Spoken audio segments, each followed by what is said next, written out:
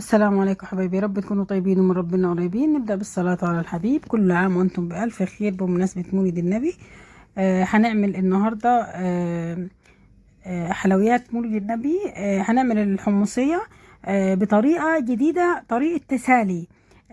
يعني أغلبية ولادنا بياخد قطعة مش بيقدر يكملها، لا احنا هنعملها بطريقة التسالي.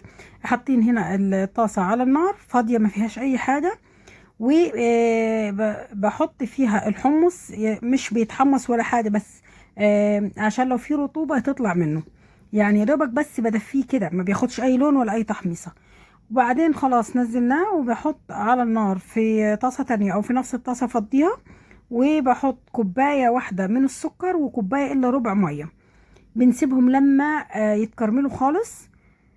آه، طبعا بتشوفي شكلهم خلاص، السكر بدوب تماما كده، وبنحط عليهم الحمص. كل عام وأنتم بخير. مولد النبي كل سنة والأمة الإسلامية يا رب بخير. ونصلي اللهم صل وسلم وبارك على نبينا محمد. احنا كده حطيتهم وفضلت أقلب فيهم.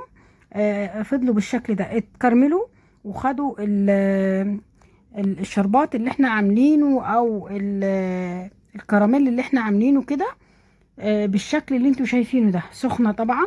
وفردتهم في الصينية، وبقلبهم عشان ما يمسكوش في بعض. ونفس الحوار عملته كده بالظبط مع السوداني.